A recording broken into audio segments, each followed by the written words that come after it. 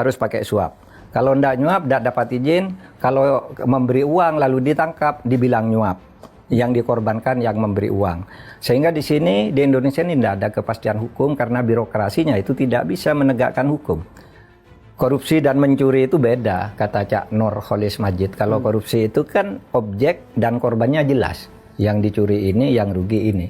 Tapi kalau korupsi itu yang rugi adalah kehidupan sosial, dunia pendidikan, dan kehidupan kita bernegara. Yang itu jumlahnya tidak bisa diidentifikasi satu persatu objeknya saking banyaknya. Tidak bisa diidentifikasi satu persatu saking masifnya ya korbannya itu. Nah, oleh sebab itu. Halo, assalamualaikum warahmatullahi wabarakatuh. Kembali lagi di channel Blog Pol. Terima kasih sobat sudah hadir di video ini. Semoga sobat selalu ada dalam keadaan sehat, selalu dalam lindungan Allah, dan selalu diberi rezeki yang berkah dan berlimpah. Amin ya Allah ya Rabbal Alamin. Di video kali ini kita akan mengulas videonya Profesor Mahfud MD di acara-acaranya Terus Terang, punya channel cuma punya dia, yang mana dia membahas atau menjawab pertanyaan-pertanyaan daripada netizen. Dan salah satu pertanyaan dari netizen yaitu tentang birokrasi Indonesia yang sangat-sangat parah dari dulu sampai sekarang. Ya, perubahannya nggak terlalu signifikan. Bayangkan hidup di negara di mana hukum lebih sering terasa seperti jebakan daripada perlindungan. Misalnya di saat birokrasi kita harus memberi uang, karena kalau misalnya tidak memberi uang, ya izin atau surat-surat yang kita urus, entah itu KTP, entah itu SIM, entah itu apa, tidak keluar. Tetapi di saat kita mengasih uang dan tertangkap, akhirnya malah dituduh menyuap dan kita menjadi korban. Jadi sebenarnya kita ini harus bagaimana? Soalnya kan belum lagi soal korupsi, bukan sekedar soal uang yang hilang, tapi kehidupan dan masa depan negara kita sebagai bangsa ya perlahan rusak gitu. Contoh lah kayak kemarin banyak para influencer yang bikin polling bahwa enakan di penjara 6,5 tahun atau korupsi 300 triliun, dan hampir 70 atau 80% orang menjawab di polling itu mendingan di penjara 6,5 tahun dan bisa menghasilkan uang triliunan rupiah. Jadi ya ini walaupun satir, walaupun sindiran, tapi jika ada orang yang berpandangan yang notabene berpandangan pendek, ya seakan-akan itu menjadi biasa dan nggak salah gitu. Nah, terus bagaimana sih untuk menghadapinya hal itu? Yuk kita tonton aja video tentang jawaban Mahfud MD dari pertanyaan-pertanyaan netizen. Kita tonton videonya.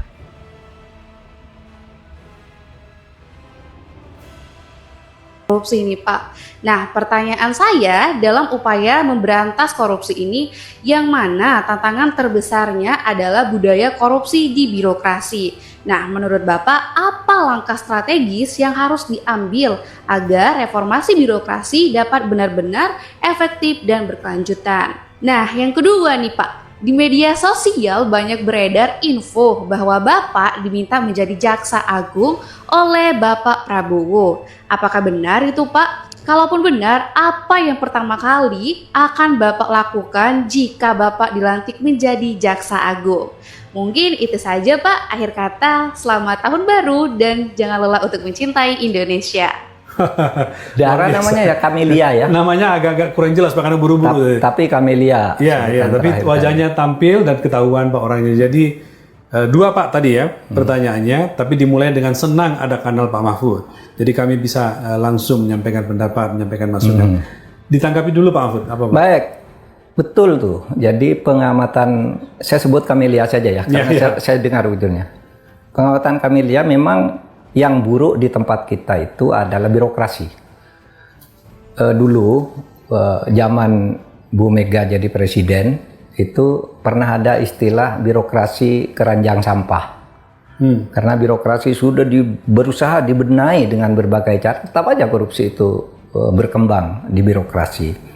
Sampai sekarang nih, berdasar hasil SIGI Transparansi Internasional Indonesia, itu justru korupsi itu tumbuh di legislatif dan di birokrasi dalam bentuk konflik of interest di dalam perizinan dan sebagainya. Semuanya harus pakai suap. Kalau ndak nyuap, ndak dapat izin. Kalau memberi uang lalu ditangkap, dibilang nyuap. Yang dikorbankan yang memberi uang. Sehingga di sini di Indonesia ini tidak ada kepastian hukum karena birokrasinya itu tidak bisa menegakkan hukum. Ada yang keliru. Mengatakan penegakan hukum itu kan di pengadilan. Penegakan hukum itu ada dua. Penegakan hukum yang merupakan penyelesaian terhadap kasus konkret, yaitu perkara karena ada konflik. Nah itu tempatnya di pengadilan. Penegaknya adalah hakim, jaksa, polisi, dan pengacara. 4 catur wangsa penegak hukum ini adalah untuk menyelesaikan konflik kalau ada perkara di pengadilan. Tapi ada penegakan hukum yang tidak kalah pentingnya, yaitu tidak ada konflik, melainkan pelaksanaan aturan sehari-hari di birokrasi. Itu penegakan hukum. Pelaksanaan aturan dengan benar itu penegakan hukum. Nah, birokrasi kita itu, ada yang mengatakan birokrasi kita itu birokrasi yang busuk, birokrasi korup, dan sebagainya. Karena budayanya sudah begitu buruknya. Ya, oleh sebab itu, lalu di mana ya kata Mbak Camelia tadi ya, keluhan-keluhannya seperti itu sejak dulu. Gimana peraturan-peraturan dibuat tapi tidak pernah ditegakkan. Kalau saya kuncinya satu, leadership. Pemimpin tertinggi negara ini sudah tahu semua apa yang terjadi. Pegang aja kepalanya masing-masing. Diberi target, kalau kamu tidak bisa membersihkan ini saya copot, tidak bisa dengan ini saya copot, kan gitu. Dan itu yang bisa melakukan itu hanya presiden, karena kalau menteri terbatas pada lingkupnya, ya kan? Iya. Ya, nah itu yang Pak Mahfud mengatakan bahwa itu yang ditunggu sekarang dari presiden. Ya, ditunggu. Itu asa kita sekarang. Di tengah keputusasaan, Mbak Camelia masih ada asa, yaitu komitmen, konsistensi, dan ketegasan pimpinan tertinggi negara. Nah, soal saya diberitakan, ya hari-hari ini ada video beredar saya diberitakan akan dilantik menjadi jaksa agung dan sebagainya.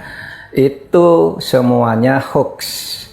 Jadi saya tidak ada urusan dengan itu, tidak ada saling memberi sinyal apapun tentang itu. Dan dulu kan sudah saya katakan, jabatan-jabatan di kepemerintahan itu supaya diberikan kepada pendukung-pendukung yang menang. Itu lebih fair, lebih etis gitu ya, standar etik saya kan begitu. Diberikan pendukung yang menang, yang kali ini jangan ngambek, tapi terus mengontrol dan memberi masukan. Nah, oleh sebab itu saya tegaskan, Camelia, tidak ada. Oleh sebab itu pertanyaan berikutnya, apa yang akan saya lakukan kalau saya dilantik menjadi jaksa agung? Tidak ada jawabannya karena itu tidak ada. Saya memang sangat concern pada penegakan hukum dan keadilan itu yang episode 16 itu kan bicara semua juga bergerak. Semua kalangan komunitas-komunitas juga peduli. Iya, untuk menuntut keadilan. Begini ya, negara ini dalam sepanjang sejarah perjalanan umat manusia, ketidakadilan itu akan hancur. Mungkin bisa bertahan sebentar, kesewenang-wenangan itu akan runtuh, mungkin akan bisa bertahan sebentar, apalagi di era sekarang. sudah eranya demokrasi. Dulu aja zaman kerajaan-kerajaan itu bisa hancur kok. Ketidakadilan tuh menghancurkan despotik yang sudah kuat.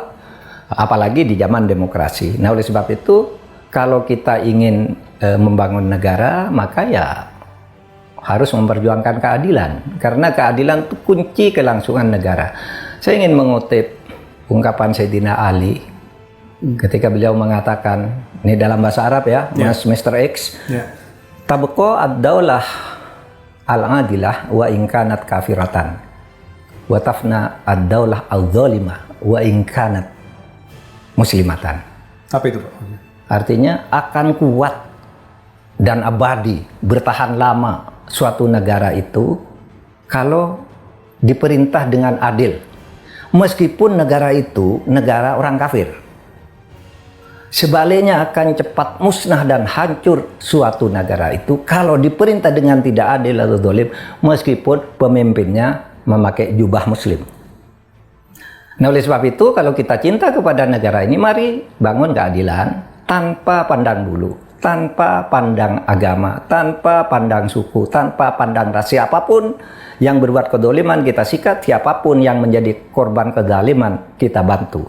Nah, itu juga yang dipesankan oleh Undang-Undang Dasar kita, baik di dalam pembukaan maupun di dalam beberapa pasal patang tubuhnya. Keadilan sosial bagi seluruh rakyat Indonesia, kemanusiaan yang adil dan beradab, itu perintah. Nah, oleh sebab itu, ya itu mari kita bergerak bersama-sama. Kalau cinta kepada negara ini, apa tadi lagi di episode yang tadi, apalagi pertanyaannya itu, supaya KPK mendengarkan, ya jangan hanya KPK, kita juga KPK, Kejaksaan Agung, Kepolisian, kita sendiri yang hidup di tengah-tengah masyarakat, tokoh-tokoh masyarakat, mari rame-rame kita hantam korupsi itu. Karena korupsi itu adalah kejahatan kemanusiaan. Korupsi dan mencuri itu beda, kata Cak Nur Kholis Majid. Kalau korupsi itu kan objek dan korbannya jelas. Yang dicuri ini, yang rugi ini. Tapi kalau korupsi itu yang rugi adalah kehidupan sosial, dunia pendidikan, dan kehidupan kita bernegara. Yang itu jumlahnya tidak bisa diidentifikasi satu persatu objeknya saking banyaknya. Tidak bisa diidentifikasi satu persatu saking masifnya, ya, korbannya itu. Nah, oleh sebab itu mari kita, KPK tadi disuruh mendengarkan, ya KPK, Kejaksaan Agung, Pengadilan, Polisian, pengacara, kita semua, supaya berjuang keras melawan korupsi ini, jangan memberi ampun kepada korupsi. Oke. Ya, itu komentar. Nah, itu sobat, videonya dari Profesor Mahfud MD ya. Dia mengkritik keras birokrasi di Indonesia, bahkan di saat masanya pemerintahan Megawati, bahkan birokrasi itu disebut birokrasi keranjang sampah. Ia menyebutkan bahwa dalam prakteknya perizinan seringkali bergantung pada uang. Jika uang tidak diberikan, maka izin tidak keluar. Tetapi jika yang memberikan uang itu ketahuan dan ketangkap, maka pihak pemberi akan dituduh menyuap, yaitu benar-benar dikorbankan. Jadi situasi ini menciptakan ketidakpastian hukum di negara kita, karena di negara kita ini birokrasi gagal untuk menegakkan aturan secara adil. Mahfud MD juga menyoroti perbedaan antara mencuri dan korupsi. Mencuri memiliki objek yang jelas, siapa yang dirugikan dan apa yang diambil, gitu kan. Sedangkan korupsi berdampak lebih luas, merusak kehidupan sosial, dunia pendidikan, dan berkebangsaan atau cara kita bernegara. Nah, karena dampaknya yang sangat masif dan sulit untuk mengidentifikasi korban-korbannya secara spesifik. Itulah perbedaan mencuri dan korupsi menurut Mahfud MD. Dan untuk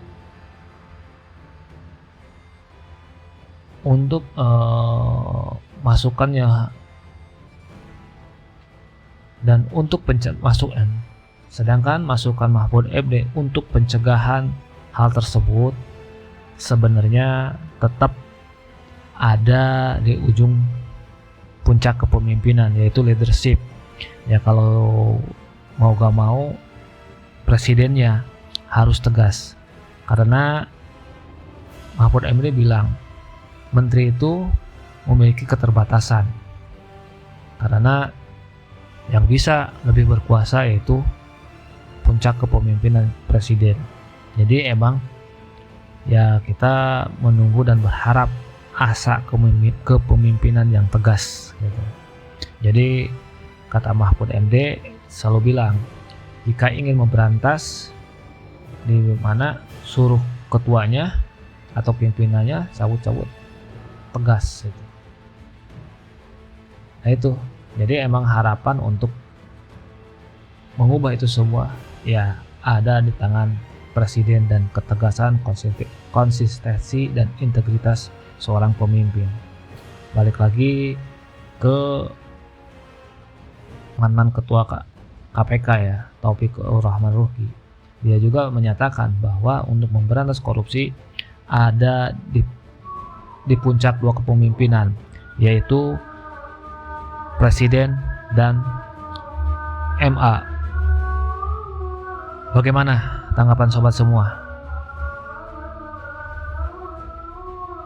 Yuk, semoga bermanfaat. Bagaimana tanggapan sobat semua tentang video ini? Yuk tanggapi di kolom komentar. Terima kasih sudah menonton. Assalamualaikum warahmatullahi wabarakatuh.